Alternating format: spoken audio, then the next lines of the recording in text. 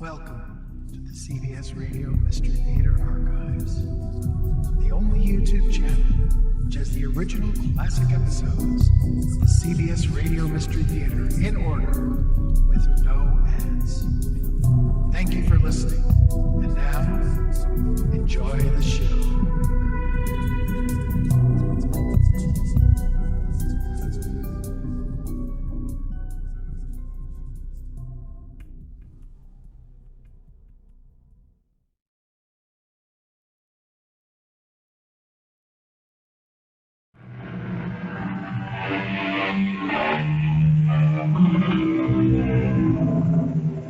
Come in. Welcome. I'm E.G. Marshall. A medieval German philosopher once sagely remarked that there is no place on a cart where a fifth wheel can be used. And yet, it would appear that life itself abounds in what might be considered fifth wheels. All those supernumeraries who are always coming along just for the ride. How easily they can transform a safe and pleasant promenade into a vulnerable, perilous pilgrimage. He had you, Fred. He was going to take away your home, wasn't he? Yes? You couldn't face your wife with that kind of news. No, I couldn't. Therefore, you killed him. I didn't. Hey, I know it looks bad, but I'm not the kind of person who could kill. I heard that before. I'm different, Captain. I heard that before, too. But I can prove I'm different.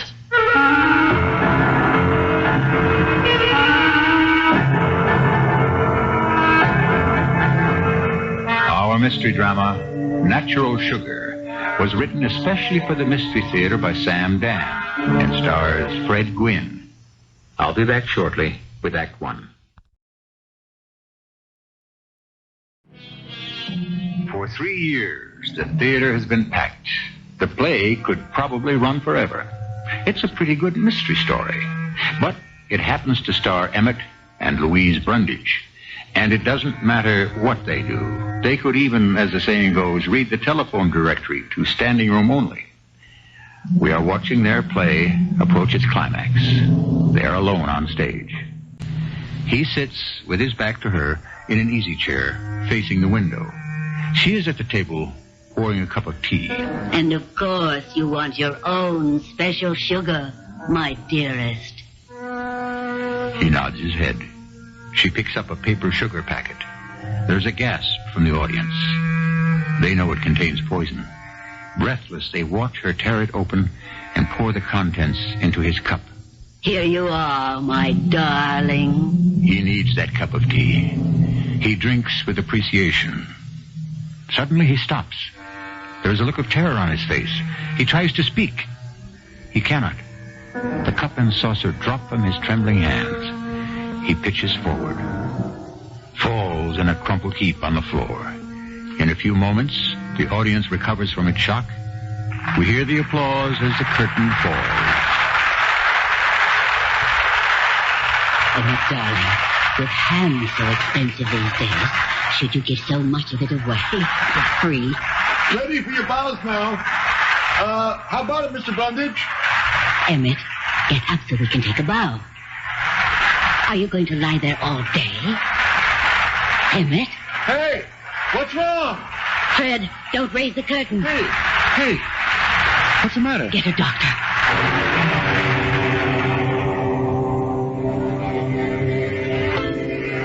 Don't touch anything on that table. Who are you? And what are you doing backstage? I'm Captain Horton of Homicide. Homicide? And, who are you? I'm Fred Bantam. I'm the stage manager. I see. Just, exactly what are you doing? I'm getting ready for tonight's performance. Even if Mr. Brundage can't go on, his understudies are... Mr. Brundage is never going on again. What do you mean? He's dead? He's been poisoned, which is why I'm here. Poisoned? Are you sure? Well, I suppose you must be. What did you think had happened to him? Well, I thought he might have just collapsed, a heart attack or something. Mm-hmm, that's what you thought. Oh, yes, sir. I've seen it happen before on the stage. A performer just collapses. Yeah, well, now you know. It wasn't a heart attack. Yeah. Now that you tell me he was poisoned. Funny. Funny? What's funny about a man being poisoned? Oh, nothing. It's just that every night he's supposed to be poisoned in the play, and here he, well, go figure it. That's exactly what I'm trying to do. It so happens that I saw this play. Oh, did you like it? My wife dragged me. $17 a piece. It wasn't worth. But anyhow, she poisons him in the play, right? Yeah, you could say she acts as the instrument.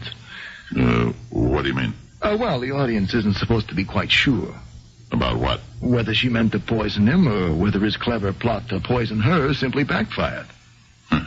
Seemed to me that for $17 we ought to know. Now, she poisoned the tea out of that pot on the table? Yes, Captain. I see.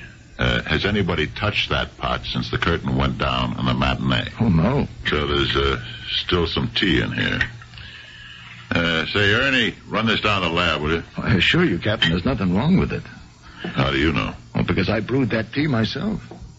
Nobody said you were in the clear either. It was real tea, huh? Yeah, a special herb tea that Mr. Brundage was fond of. See, all his props had to be realistic, and the sugar, it had to be that particular kind, the only kind he would take. It's a natural sugar. You can see the packets in the bowl. Mm-hmm. So she picks one up, tears it open, and she pours it into the teacup. Yeah. And that's the one that had the aconite. The what, Captain? It's a type of strychnine. Does the work like the bite of a cobra. Now, what happened to the, To the what, sir? Here we are. The empty packet. Yeah. Hey, Ernie, you want to come back here a minute? There's still some grains of sugar, plus whatever else in this little package here. Now, will you have the lab go through it also? Okay, Fred. So, you brewed the tea? Yeah, I'd heat it up and give it to Arlette to bring on stage. Wait a minute. She plays the maid, right? Yeah, Arlette Jackson. Fred, I want everybody in the cast, everybody in the crew, everybody who was here on this side of the footlights to be ready for questions.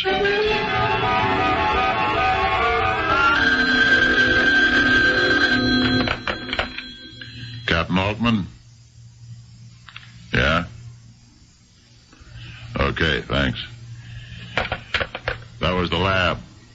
The teapot's clean, but the sugar packet was loaded. So now, Fred, how did they get there? I don't know, Captain. Who bought those packets? I did. See, we played 8 performances a week, and Mr. Brundage would use one for each performance. Now, they come 24 to the box, so I'd make sure at least every 2 weeks to... Where did you buy them? At the Aquarius. Where? Oh, that's a health food place. That's all Mr. Brundage would ever eat, health foods. So I'd open the box and place the packets into this little bowl on the table. I'd just have to remember to keep the bowl full. I see. So, how did the aconite get into one of the packets? I don't know. Mm-hmm. Is everybody here? Yes, sir. Oh, except for Louise Brundage. She's home. The doctor has her under sedation.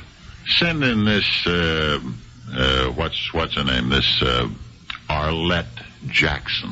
Yes, sir. Isn't it just dreadful, Captain?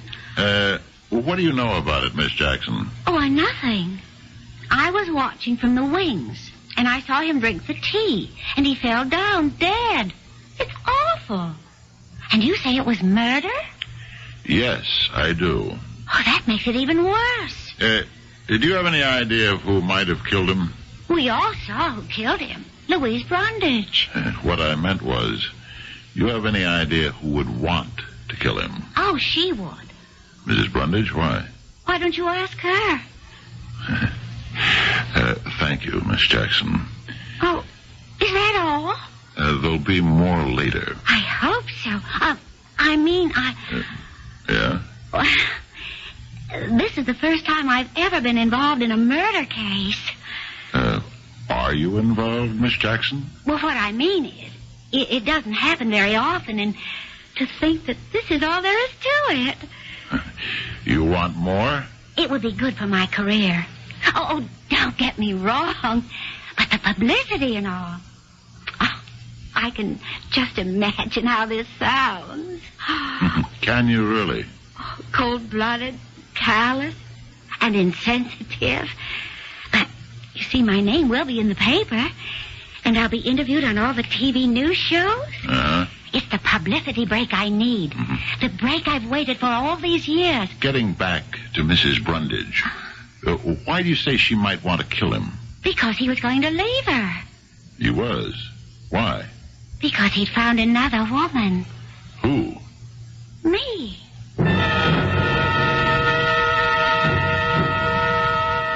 I'm sorry I have to talk with you at this time, Mrs. Brundage.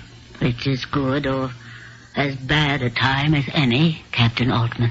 Mrs. Brundage, will you have any reason to want to murder your husband? No. That isn't what I hear. What do you hear, Captain? Backstage gossip? Well, was he having an affair with Arlette Jackson? Yes. Well, couldn't that be considered a motive? My dear Captain Altman, if I'd have murdered my husband every time he had an affair, he'd have died, I won't say 1,000 deaths, but he'd have needed more lives than a cat. Infidelity can be a motive. So, I murdered him because he was having an affair with Arlette. It was more than an affair. He was going to leave you. For Arlette? Yes. Who says so? She does. I'm afraid Miss Jackson has her facts slightly awry. In what way? In every way. I may have been a bit too liberal with Emmett. You see, he was 55. Oh, he didn't look it. I'm 60. You certainly don't look it. Thank you, Captain. Well, we'd been married for almost 30 years. For most of them, he'd been an average, faithful husband. But something happened to him just after his 50th birthday. He suddenly had this terrible fear of growing old. But I don't think you could understand that. I do. I'm 51. Oh, you don't look it. And so he became, a health food nut. Natural foods, organically grown foods, all sorts of exotic roots and juices. And then, of course, there was the matter of his virility. Was he still desirable to young ladies? Well, you never know until you try. Wouldn't you say, Captain? Yeah, I guess that's right. But you held still for it. My dear Captain, one is faced with a choice of evils, and sometimes one can only select the lesser. If I divorced him, he would lose the anchor that held him to the world of reality. Was there another reason? Such as? Such as self-interest. Of course, Captain. One must never overlook self-interest. If he had died, it would be the end of the Brundages. Perhaps the world's most famous theatrical couple. Without him, I might become just another elderly actress looking for work. Yeah, but you wouldn't have to wait for a part. Ah, but I would. Emmett and I didn't have to spend years hoping for the right script, as so many actors do. Whenever we needed something, Emmett would sit down and write it himself. Let's get back to little Miss Arlette. Well, as I said, I tolerated Emmett's little liaisons as long as they did no harm to our professional careers. But Arlette Jackson was another breed of cat. You see, he had to give her something. What was that? A part in the play. Something for which she is absolutely unqualified. So I said to Emmett, "Darling, your extracurricular affair cannot be given stage center. She is ruining the play. She is out." Yes, and... Whatever else he is, or was, Emmett Brundage was first and foremost an actor. So therefore he said, "Darling, you're right. She must be given notice." You mean he had her fired? Yes, Captain Altman. And so now, how can it be said that Emmett Brundage was about to leave his wife for Miss Arlette Jackson?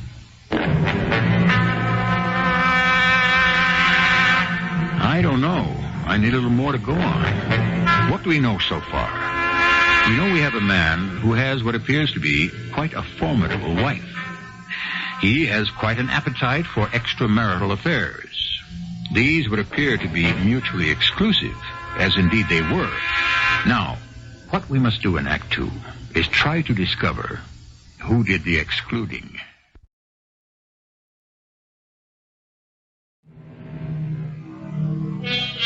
In professional sports, a man is hired because of his youth and strength, basically. When that is gone, he is fired. In private industry, a person is hired to perform a job. When that person's ability declines, for whatever reason, that person is fired. Yes? Now, a man marries a girl because she's beautiful and sexy. I know this has the most violent overtones of male chauvinism, but I'm merely reporting the world we live in. After some time, she's no longer beautiful. It's not so easy to get rid of her. So, what do a great many men do? They start looking for greener pastures. Fred. Yes, Captain. Is it true that Arlette Jackson was going to be fired? Yes, but we were sitting on it till we could get a replacement. Why? I guess it was pretty common knowledge. She and Emmett Brundage were having a thing. I see, and Mrs. Brundage didn't like it? Well, it was partially that. What was the rest of it?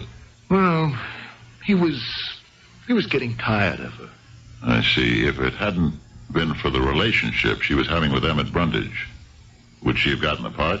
Are you kidding? Maybe she's got the legs to be a showgirl in Vegas, but she doesn't belong on a Broadway stage. So, we have a three-character play on the stage. Mr. Brundage, his wife, and the maid. It's one set, a library. Yeah, everything happens right here. Yes, sir. You never change anything on the set, right? It just remains in position. Here's the table. It has the bowl with the sugar packets. It's here all the time, right? Yes, sir. Yes, sir. Everything you need for the play is also here all the time. The only thing that gets brought on is the teapot and the tray with the cups and saucers. That's right. But the poison, it doesn't come from the teapot. It's in one of the packets on the table. And Mrs. Brundage is the one who pours it into the cup. Now, how does Arlette manage to get her to use the right packet? Are you saying that Arlette murdered Mr. Brundage? I'm saying we should discuss it further.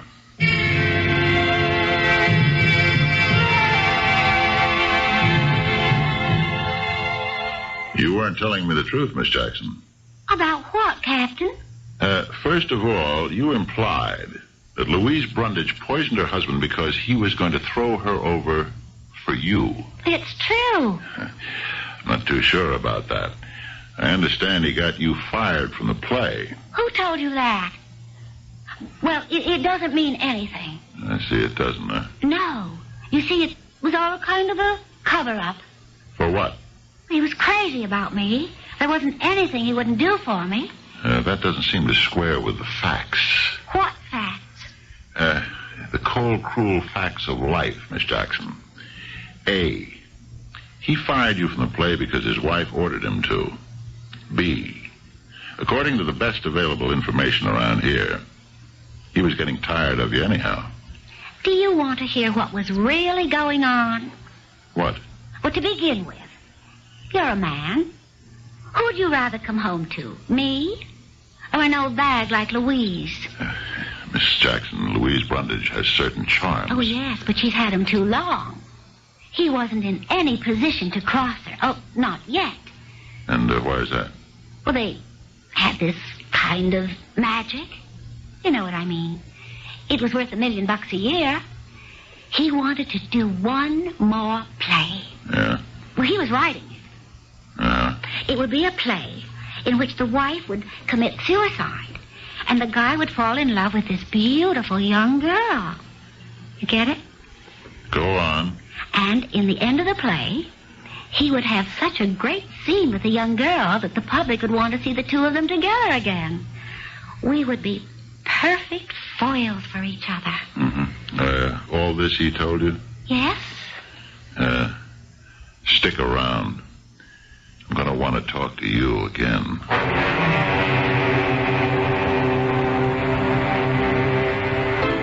Mrs. Brundage, was your husband working on another play?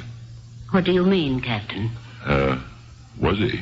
Well, he was always putting down ideas, but as far as a definite new play, no. If he were working on another play, would you know about it? Well, I think so. As a matter of fact, I would have to. How could I be unaware of it? So he was not, to the best of your knowledge, working on a play in which a man kills his wife because he wants to marry a young girl? No. I can say he was not. Mrs. Brundage, it's been established that your husband died because of the sugar packet that you emptied into the teacup. Yes, you've told me. Well, certainly there are enough witnesses to what happened. You reached into that small silver bowl, took a packet, opened it, poured it, and that did the job. My question, was there anything about that particular packet that would make you pick it up? No. What were you conscious of when you selected it? You say selected, but I didn't select it. I just reached in. Were you conscious of picking one rather than another? No. Were you conscious of anything? No. I just took the first one that came to hand. That would be the one on top. Captain Altman, am I a suspect? Mrs. Brundage, when I'm on a murder case, everybody's a suspect. Would it make sense for me to kill my husband in front of 800 witnesses? No, it wouldn't make sense, but maybe you're counting on us to believe that. You don't do much for a person's ego, Captain. I'm not in that business. Let's go through motives. You had one, the betrayed wife. Arlette Jackson had one, the spurned girlfriend. What other motives do we have? Oh, there were a great many people who disliked Emmett. Yes? Mostly because he was successful. Did any of them dislike him enough to kill him? What is enough? Beside you, who would gain by Emmett's death? There's always that, isn't there? Money. No matter what you hear about love, money and what it can buy is still the number one cause for homicide. You might continue your discussions with Fred Bantam. The stage manager? Yes. He's been a stage manager for a long time. And he has dreamed that stage manager's dream, to become a producer. Some time ago, he needed some front money. What's that? Money to get started on a production, to option a play and get various things in motion. Mm-hmm. He needed about $10,000. He asked Emmett to invest, but Emmett said no. He'd lend him the money. 10,000, huh? At a pretty good rate of interest. Emmett was quite shrewd about his dollars. Lately, I understand Fred's been having trouble keeping up with his payments. Yeah, I see. Thank you.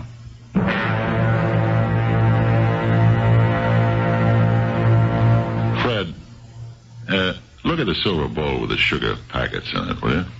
What about it, Captain?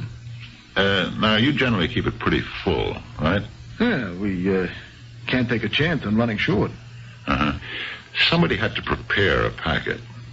The one here that we had analyzed at the lab, grains of the poison were still in it.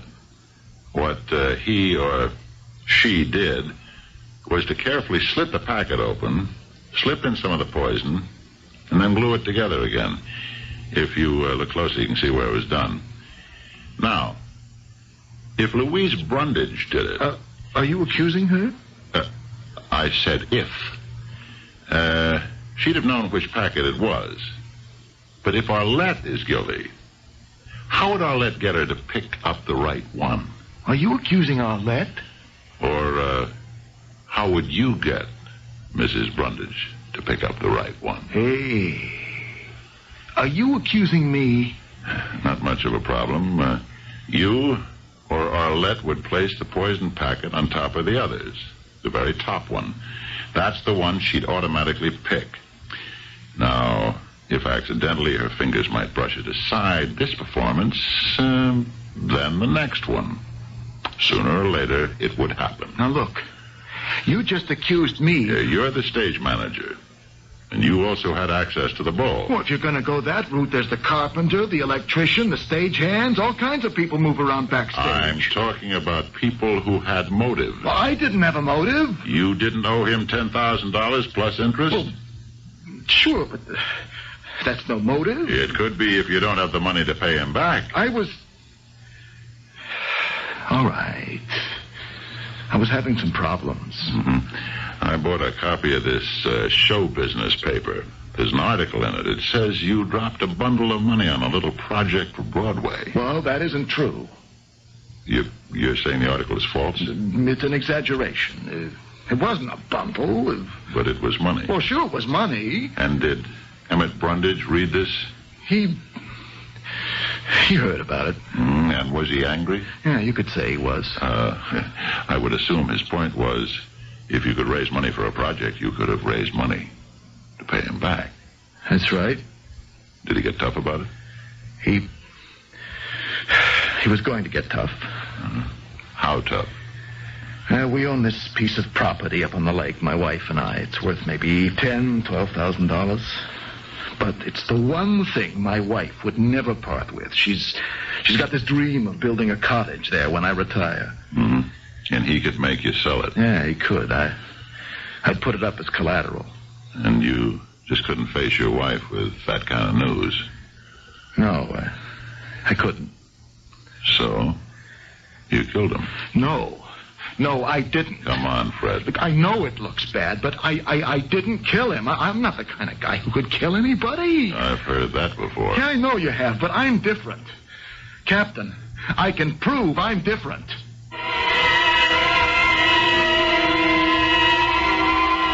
And we're going to give Fred every chance to do that in Act 3. You must admit, we have a fair share of suspects, and each of them has adequate motivation. Is it the wife, the girlfriend, or the stage manager? One of the above? None of the above? Or perhaps all of the above? We shall compare notes shortly in Act 3.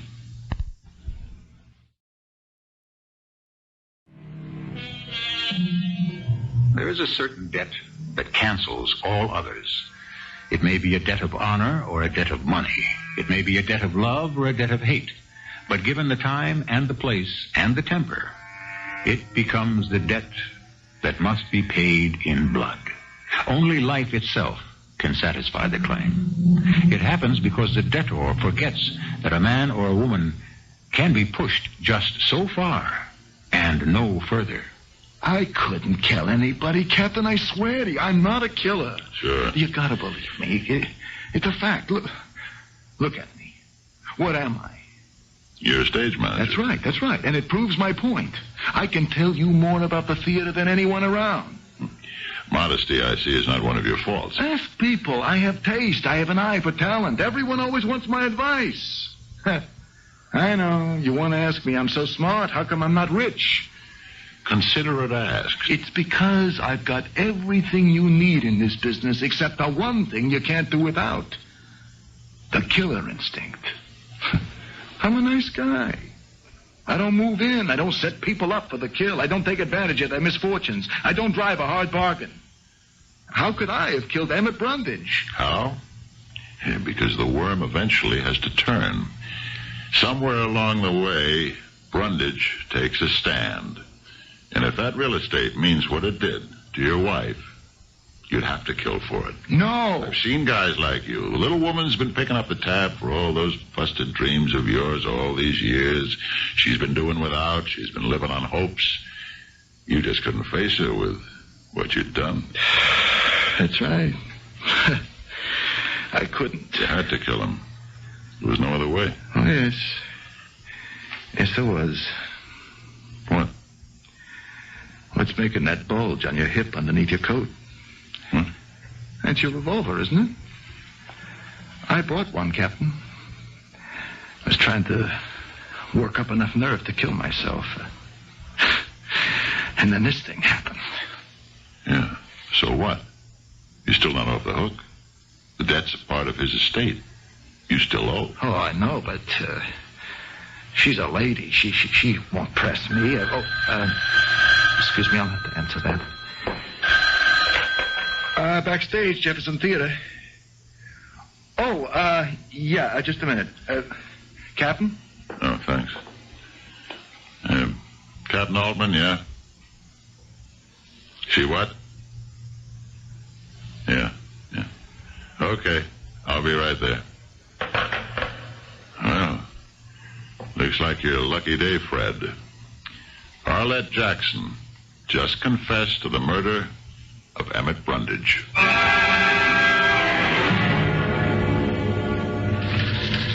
The sergeant tells me you want to make a statement, Miss Jackson. Yes, I do, Captain. Why did you kill Emmett Brundage? You know why? I do. Well, you even told me. Because he used me. How did you kill him? You know how. With the poison sugar packet in the bowl. But you're not the one who had to pick it up and open it and pour it into his tea. That's right. So how could you make sure Mrs. Brundage picked up the right one? Any of them could have been the right one. Just how is that? I got hold of enough of that stuff to make up about half a dozen packets. Just before the show began, I emptied the bowl of the real sugar packets and put the poison ones in. So, whichever she picked. I see. After the show, I was able to sneak the poison ones out and put the other ones back. But weren't you afraid you might be arrested later? No. I thought she'd be blamed. Well, you know, the jealous wife angle. Just why do you want to confess? Why? Because I'm guilty, that's why. I thought I could get away with it. But I've got a conscience.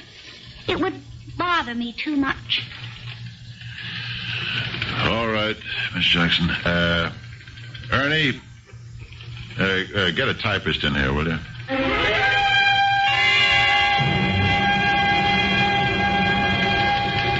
Are you Captain Altman? Yes.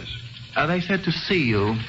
About what? About Arlette Jackson. What about Arlette Jackson? Excuse me, my name is Leon Dupre. I was Miss Jackson's agent. Strictly speaking, Mr. Dupre, that is, my department is all through with Miss Arlette Jackson. You may be and you may not be. It all depends. On just what? She did not kill Emmett Brundage. She says she did. Miss Jackson is a young lady who says a great many things. Why do you say she didn't kill Brundage? I think you have to know something about Arlette Jackson. She's one of those very beautiful girls, and she thinks that her beauty is a substitute for talent. It may be in many forms of show business, but not in the legitimate theater. Why are you telling me all this? Actually, Captain, I'm doing some of your work for you. She wanted our office to represent her. I said, I'm sorry, I didn't feel we could get her any work. She said, I can get a job just like that. And she did, quite a plum, in this play with the Brundages. Go figure. So we took her on. But then, of course, the bubble burst. He was going to fire her. Which was her motive for the killing? I met with her a day or so after Brundage was poisoned. The play was finished, and so was her alleged career. I tried to explain it, but she wouldn't listen. She kept saying, Leon, I'm going to get $1 million worth of publicity. You'll be swamped with offers from Broadway, Hollywood, TV. I'll be your biggest client. And how are you going to get all this fantastic publicity, I asked, and she said, wait and see. Then, a few hours later, she confessed to the crime. And you're saying she did it as a publicity stunt? Absolutely. Surely she understands this is a serious business. She can be tried for murder. She only understands what she wants to understand. She sees herself on the stand, an innocent girl from the country, seduced by that lecherous scoundrel Emmett Brundage, who promised her everything, anything, and then cast her aside. She thinks the jury is going to give her a standing ovation. I think by this time she may even believe it herself. I'm convinced of it. Captain, you want to know why? Yes. He was a great method actor, that Emmett Brundage. You know, you had to believe in your part. You had to become the part. So, she absorbed it. The idea of being the killer. Look, Captain, all you've really got is her confession. You know what a smart defense lawyer can do with a confession, especially the kind that is made in a police headquarters.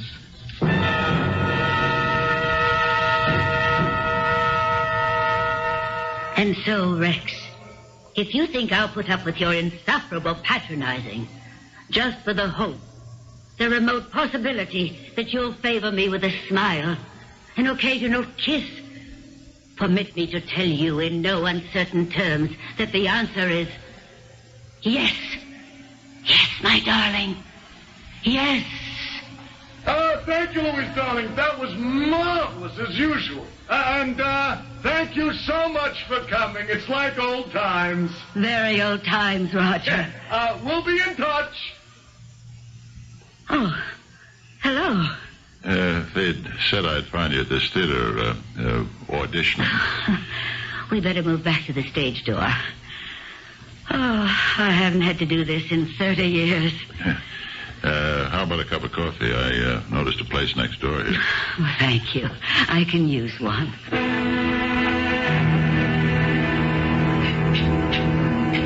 Back to the grind so soon, huh? Well, I have to keep working. Besides, the rent has to be paid every month. Oh, I thought you and Emmett were pretty well fixed. Don't believe everything you read about show business salaries. You were looking for me, Captain. Yes. I wanted to ask you a question. May I? Of course. When did you decide to kill your husband? How neatly you phrased that, Captain. Not did I, but when did I? Would you like to answer it? I don't have to, unless I'm formally charged. And even then I wouldn't be required to. I have a feeling you want to answer. Do you? Why? Fred Bantam said it, but he didn't have to. It's obvious. You're a lady. Thank you. Ladies may be a disappearing breed. That's why when you encounter one, she stands out. What is the purpose of this flattery? It isn't flattery, Mrs. Brundage, if it's the truth. You are going to confess to Emmett's murder. But Arlette Jackson has already confessed. You and I know that Arlette Jackson is a kook. Why do you insist that I killed him? Murder is always a matter of motive. Fred Bantam had one. But being Fred Bantam, he was willing to be stepped on again. How well you know him, and on such short acquaintance. Mm-hmm. Arlette, there's always another guy somewhere for her. Oh, yes. She has a long way to go before age catches up with her. It caught up with you. Finally. Yes? Your husband was a fool. You see, he was writing a new play. Oh? Mm-hmm. I used to help him. He said to me, what would a woman write in a suicide note? A woman who would want to kill herself because her husband no longer loved her. And so I sat down and wrote such a note, filled with the whole melodrama about life being at an end, no longer worth living. Yeah? And what about it? Well, I wrote it, and I forgot about it. Then one day I came to the theater early. I overheard a conversation between Emmett and Arlette. She said, you promised to get rid of her, and he said, I will. Wait. I have a foolproof way. Everyone will think my wife did it herself. Yes? That made me remember the note. That night he was out. I looked for it. Through his desk, all his papers, and it wasn't there. Oh, I felt such relief. It was my imagination. Then I looked through his clothes. There in the pocket of a jacket was the note. I have it here in my bag. May I? Yes. Life no longer has any meaning. He is my anchor, my beacon. Without him, what am I? He is seeking his youth, an illusion, but I must pay for it. And therefore... Don't bother, please. It was written for me. I could do something with it. It sounds terrible when you read it. And on the strength of this, you poisoned him? No. On the strength of a letter I found in his desk from a friend of ours who was a chemist and told him what poisons could act quickly. For playwriting purposes, you understand. And then I found some packets of sugar in his desk drawer. Why would they be there, I asked myself. Were they filled with poison? Yes. How did you find out? There was only one way. I brought one to the theater with me and emptied it into his tea for our final scene. You see, till then I couldn't really be sure. And so you found out? The hard way. And so did Emmett. Just a split second before he died. Actually, it was self-defense. In a way. You're right, Captain. I couldn't keep it a secret. I would have had to confess eventually. Confess. But don't be disappointed. Why would I be disappointed? If nobody believes you. You're such a lady. How could you do it?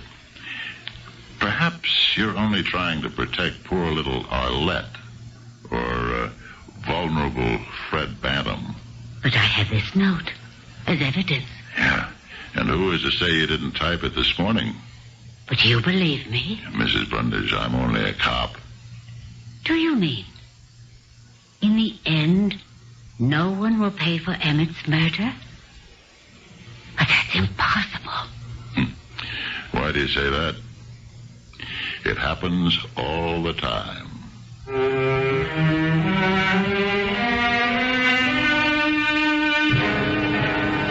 It does happen often enough. We have all sorts of unsolved crimes for which no one ever seems to pay a price. And one way or another, they find their way back into the rear of the files, where they gather dust until someone needs the space. Then they are put somewhere else, where eventually they are lost or destroyed, and life goes on. I shall return shortly.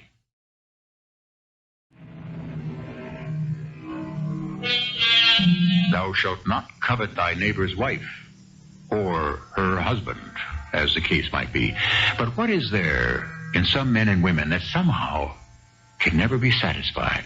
It's a question that's fascinated writers throughout the centuries. If you took away all the works that dealt with adultery, the library shelves would be half empty. There would be almost no theater, and your movie and TV screens would hardly ever be lit.